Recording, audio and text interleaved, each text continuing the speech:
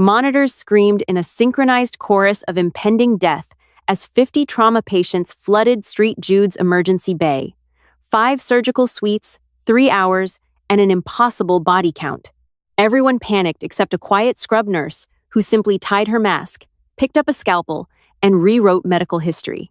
Winter in Chicago was rarely forgiving, but the blizzard that struck on the eve of November 14th was an outright merciless assault. Ice coated the interstate in a thick, invisible sheet, turning the evening commute into a catastrophic death trap. A jackknifed semi-truck had triggered a 60-car pileup on I-90. Within 30 minutes, St. Jude's Memorial Hospital went from a quiet evening shift to a war zone. Dr. Rollins Webb, the chief of surgery, stood at the epicenter of the trauma bay, his jaw clenched so tightly his teeth ached.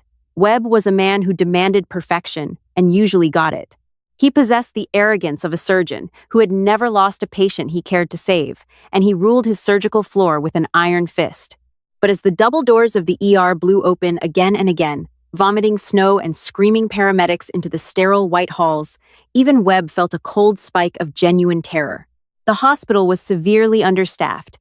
3 of his top attending surgeons were stranded across the city, their vehicles buried in snowdrifts. The only surgical staff present in the building were Webb himself, an anesthesiologist named Dr. Samuel Tatry, 2 terrified first-year residents, and a handful of exhausted nurses. Among those nurses was Audrey Collins. Audrey had transferred to St. Jude's surgical ward 8 months prior.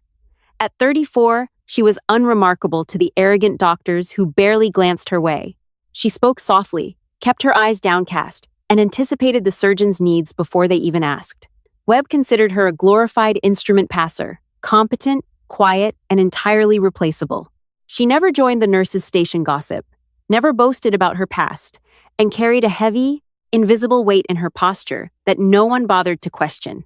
"Listen to me," Webb bellowed, his voice cutting through the agonizing wails of a woman with a crushed sternum. "Triage protocols are in full effect. Black tags get morphine and a quiet corner. Red tags go straight to the ORs. Adler, Jenkins." He pointed a sterile, gloved finger at the 2 pale, shaking residents. "You 2 are going to have to step up. I am taking the descending aortic rupture in OR 1. It's going to take me at least 3 hours, maybe 4. You take the abdominal traumas in OR 2 and 3. Dr. Timothy Adler, a 26-year-old resident who still looked like a teenager, swallowed hard, his Adam's apple bobbing erratically. "Sir, I've never done an exploratory laparotomy on my own. I need supervision." "You don't have supervision," Webb snarled, grabbing Adler by the scrubs. "You have your textbook knowledge and you have a pulse. Keep them alive until I get out of OR 1, or so help me God, I will end your medical career before it starts." Audrey stood quietly by the scrub sink, methodically washing her hands up to the elbows. Her face, framed by a blue surgical cap, was entirely impassive. She watched Adler tremble. She watched Dr. Sarah Jenkins hyperventilate in the corner. She watched Webb storm into OR 1, effectively abandoning the rest of the ward to 2 children in oversized scrubs. The casualty count kept rising. Within 10 minutes, OR 2, OR 3, OR 4, and OR 5 were occupied by critically crashing patients.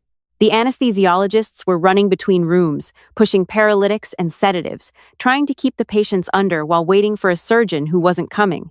"Nurse Collins," Dr. Tatry called out from OR 2, his voice tight with panic. "Get in here! We are losing him!"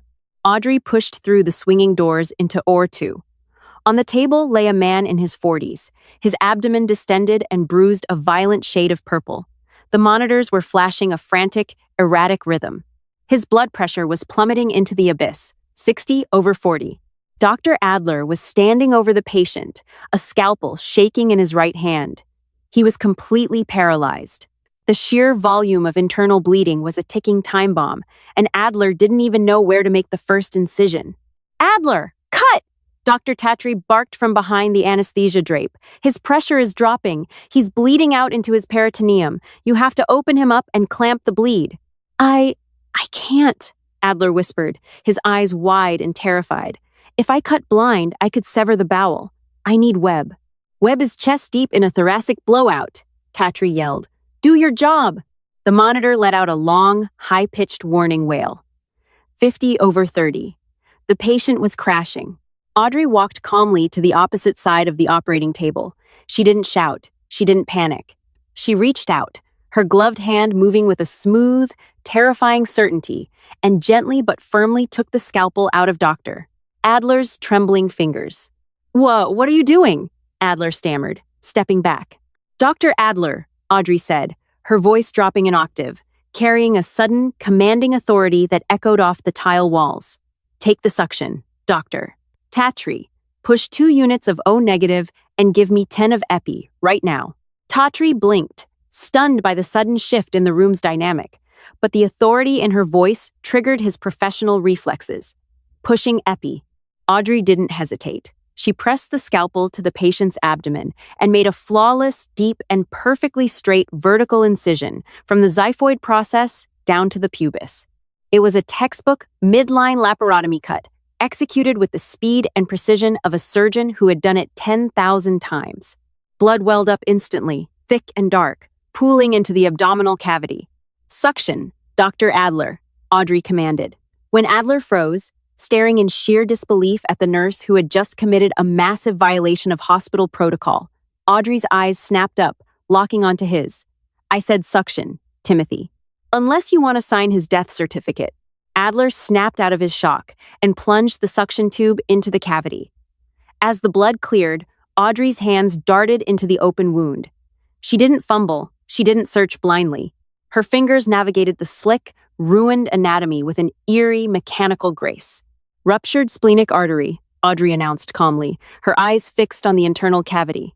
"Retractor. Hold this, Adler. Pull back, hard." Adler obeyed, his mind spinning in a surreal daze. He watched, absolutely mesmerized, as the soft-spoken scrub nurse maneuvered a pair of Kelly clamps deep into the fascia, clamping the bleeding artery blind, relying entirely on touch and spatial awareness. The bleeding stopped instantly. "Vitals?" Audrey asked, her voice cool and steady. Dr. Tatry stared at his monitors, his jaw hanging open beneath his mask. Pressure is stabilizing, 90/60, and climbing. Heart rate is coming down.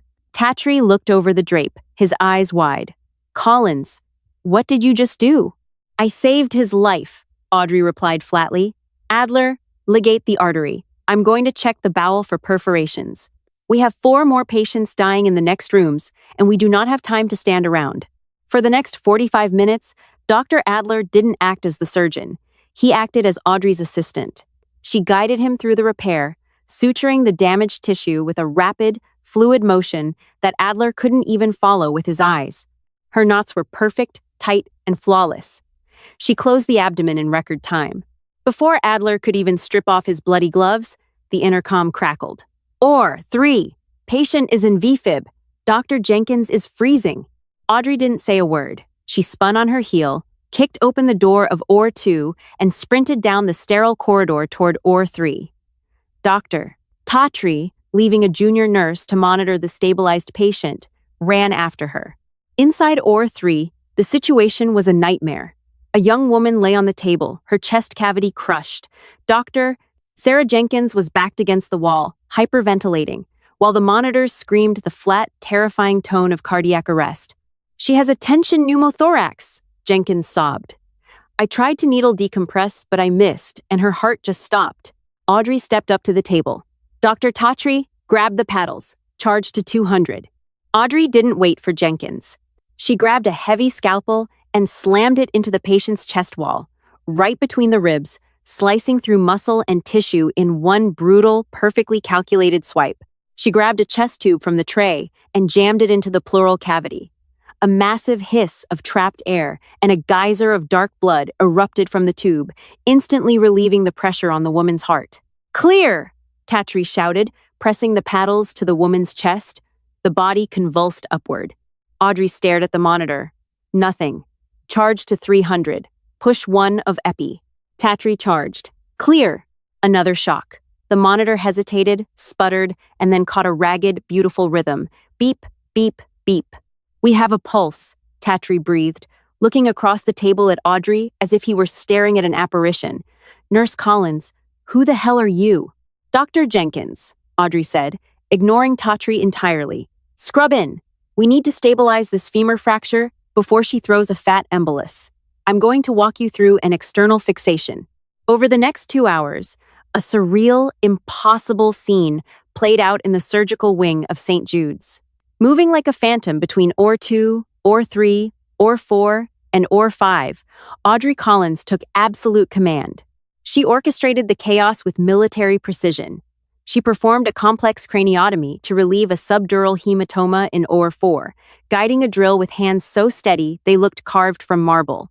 In OR 5, she clamped a shattered femoral artery, working entirely in a pool of blood, finding the vessel by sheer instinct. She didn't just assist the residents, she puppeteered them.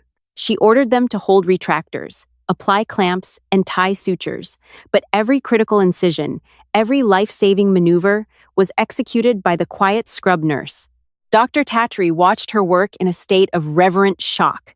The speed, the economy of movement, the absolute lack of hesitation, these were not the traits of a medical student or an enthusiastic nurse. These were the hallmarks of a master surgeon, someone who had spent decades in the bloodiest, most desperate theaters of medicine. Exactly 3 hours and 14 minutes after the doors of the ER had blown open, silence finally descended on the surgical floor.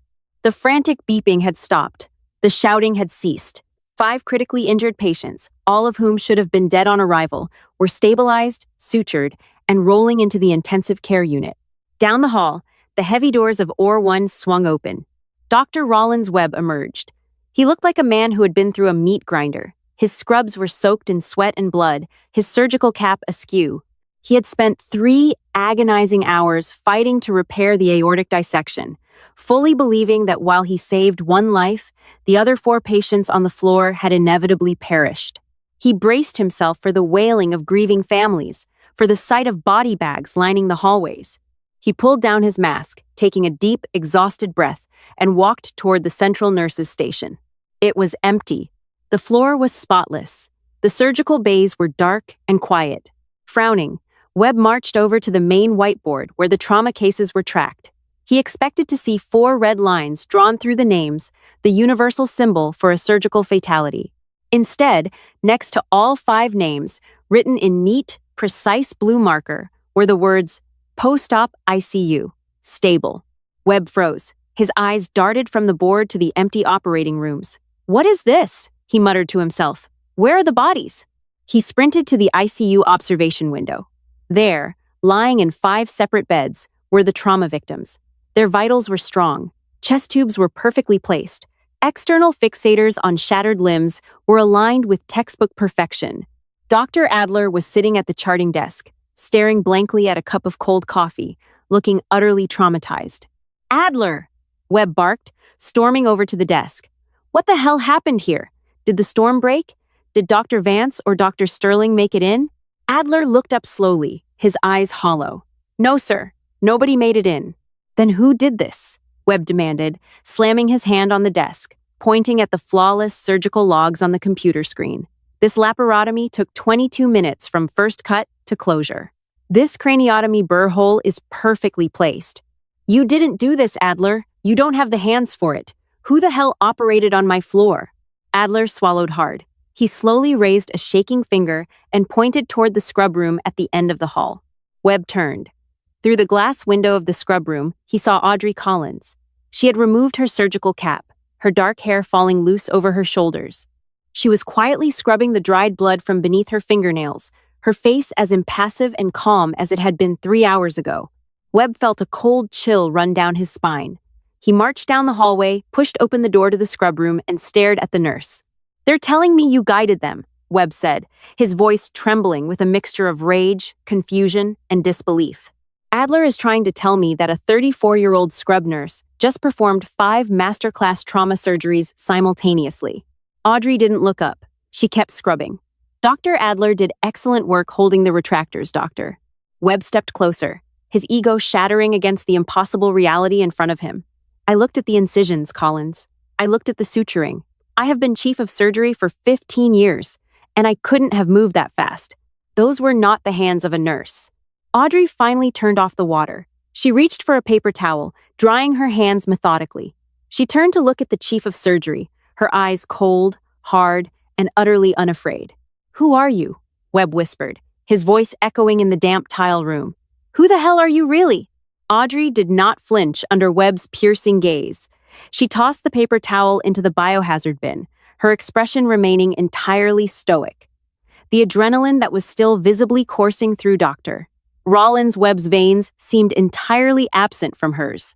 "I am a registered nurse at this hospital, Dr. Webb," Audrey replied, her tone perfectly even.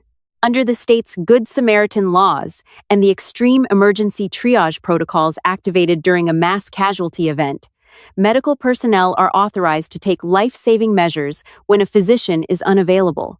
The patients were dying. I intervened." Webb let out a harsh, incredulous laugh. "Intervened? You didn't just apply a tourniquet, Collins. You performed a blind clamping of a splenic artery. You executed an emergency thoracotomy and an external fixation. You moved with the muscle memory of an attending trauma surgeon who has seen 1,000 casualties. Do not insult my intelligence." "The patients are alive," Audrey said softly, picking up her ID badge and clipping it to her scrubs. "That is the only fact that matters tonight. Now, if you will excuse me, my shift ended 20 minutes ago." She walked past him, leaving the chief of surgery standing in the damp scrub room, his mind reeling.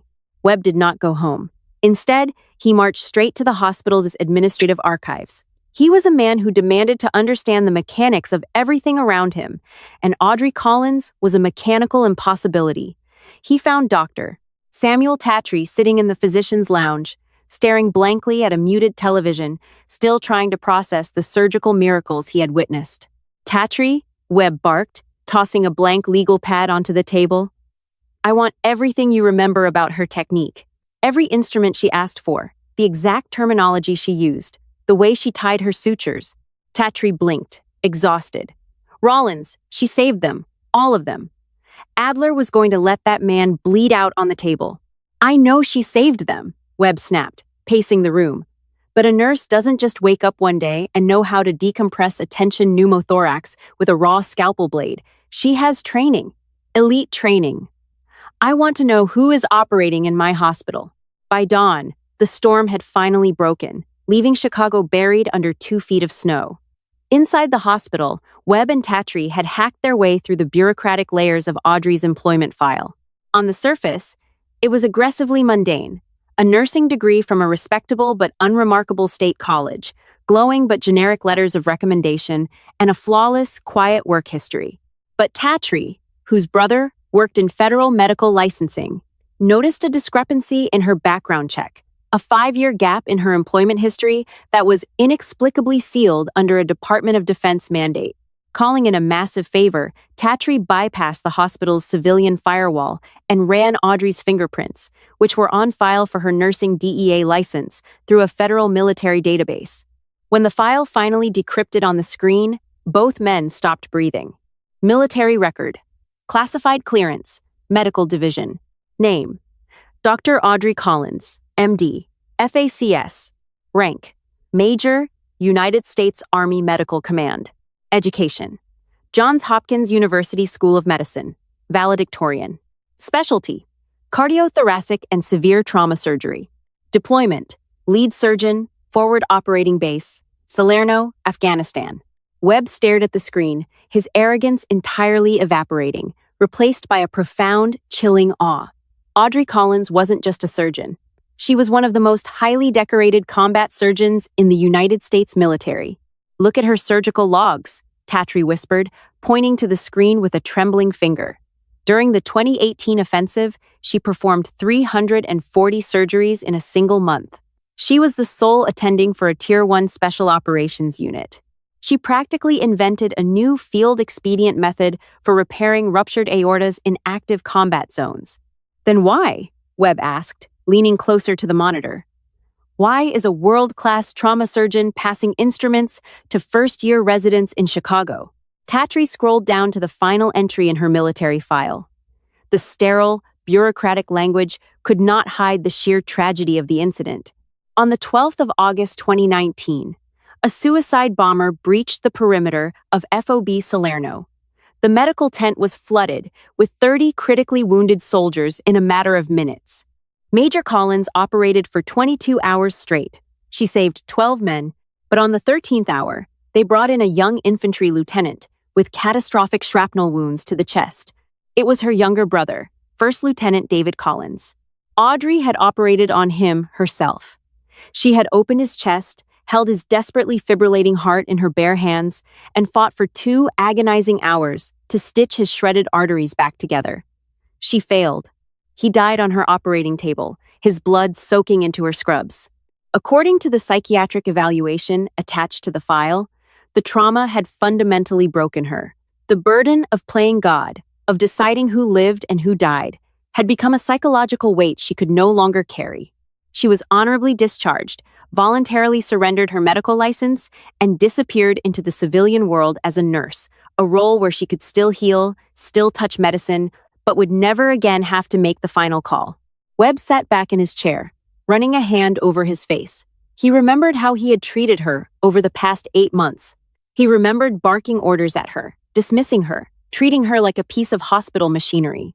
He had been patronizing a woman who had forgotten more about trauma surgery than he would ever learn in a lifetime. The fragile peace of the morning was shattered when Arthur Pendleton, the CEO of St. Jude's Memorial, stormed onto the surgical floor, flanked by 2 hospital attorneys. Pendleton was a creature of liability. He didn't see saved lives. He saw massive, devastating lawsuits. Word had reached the executive suite that a registered nurse had performed 5 unauthorized major surgeries. To Pendleton, this was an apocalyptic legal nightmare. "I want her terminated immediately," Pendleton hissed, cornering Webb in his office. "And I want the police contacted. Practicing medicine without a license is a felony. If the medical board finds out we allowed a scrub nurse to perform craniotomies, they will shut down this entire wing." Webb stood up slowly. For the first time in his career, he wasn't thinking about his own reputation. "You will do no such thing, Arthur," Webb said, his voice deadly calm. Pendleton blinked. "Rollins, you cannot be serious. She violated every protocol in the handbook." "She saved 5 lives," Webb countered, slamming the surgical reports onto his desk.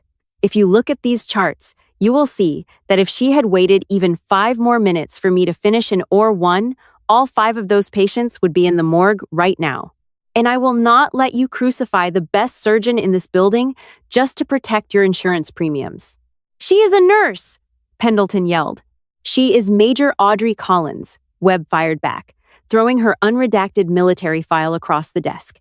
"Former Chief of Trauma at FOB Salerno, Johns Hopkins valedictorian. She has more combat surgical experience than our entire attending staff combined." Before Pendleton could process the paperwork, the office door clicked open. Audrey stood in the doorway. She was out of her scrubs, dressed in a simple winter coat, her face pale but resolute. She had heard the shouting. "Dr. Webb," Audrey said quietly, "Mr. Pendleton, you don't need to fight. I've already typed up my resignation. I will speak to the police myself." "Nobody is going to the police," Webb said, stepping out from behind his desk. He walked over to Audrey, the usual arrogance stripped entirely from his posture. "I read your file, Dr. Collins. I know about Bagram. I know about your brother." Audrey's breath hitched. For the first time since the chaotic night began, a crack appeared in her impenetrable armor. Her eyes darted away, staring at the floor as the ghost of her past flooded the room. "I couldn't do it anymore," she whispered, her voice trembling slightly. "The pressure, the expectation that I could fix anything. When David died, I realized I wasn't God. I was just a mechanic playing with human lives. I wanted to be a nurse because I wanted to care for people without holding their absolute survival in my hands." "But you did hold their survival in your hands last night," Webb said gently. "When the moment came, you didn't freeze. You didn't run. You stepped up to that table because it is exactly who you are, Audrey. You are a surgeon. You can hide in oversized scrubs and pass instruments all you want, but the scalpel belongs in your hand." Pendleton, looking at the military file and realizing the PR potential of a decorated war hero, saving 5 lives during a blizzard, suddenly changed his tune. If, what Dr. Webb says is true, Miss Collins. The board might be able to view this as an extreme emergency intervention, but you cannot remain here as a nurse. The liability is too high." "She won't remain here as a nurse," Webb said, turning to Pendleton with a fierce, uncompromising glare. She is going to take the medical board exams to reinstate her civilian license. And when she passes, she is going to be my new deputy chief of surgery. Or I walk. Audrey looked at Webb, stunned. Dr. Webb, I don't know if I can lead a surgical team again. You already did, Webb smiled faintly. Dr. Adler is practically ready to build a shrine to you in the residence lounge. Later that afternoon, the blizzard finally broke, giving way to brilliant, blinding winter sunlight. Audrey walked slowly down the intensive care corridor. She paused outside the glass window of room 3. The young woman with the crushed chest was awake. She was bruised, battered, and hooked to a dozen machines, but she was breathing. She was alive. Next to her bed, her husband was weeping softly, holding her hand. Audrey pressed her hand against the cold glass. The heavy, suffocating guilt that had anchored her to the past for 5 long years didn't vanish entirely. Grief rarely does. But as she watched the monitor beep with a strong, steady rhythm, the weight shifted. For the first time since she lost her brother, she felt the familiar, quiet calling of the operating room, not as a place of death, but as a sanctuary of life. She turned and walked back toward the surgical wing. She wasn't just a nurse anymore. The ghost of Kandahar had finally come home. If this incredible story of hidden genius, unbearable sacrifice, and ultimate redemption kept you on the edge of your seat, don't keep it to yourself. Smash that like button, share this video with your friends, and make sure to subscribe to our channel for more breathtaking, real-life medical dramas. Drop a comment below telling us what you would do in Audrey's shoes. Your support helps us bring more untold heroic stories to light. Hi, my name is Tran Tan, the owner and manager of Noble Tales. After watching the video, she completed 5 surgeries in 3 hours. The chief surgeon froze. Who are you? I'd really like to know what you think. How did this story make you feel? What stayed with me was the idea that true skill and dedication often speak louder than first impressions. Sometimes the people we underestimate have the most to offer. Which moment surprised you the most? And what do you think this story was really trying to say about earning respect? If it left you with something to reflect on, maybe let it be a reminder to keep an open mind and appreciate the quiet strengths people bring every day. I'd love to hear your thoughts in the comments, and if you enjoyed this story, feel free to like or subscribe for more from Noble Tales.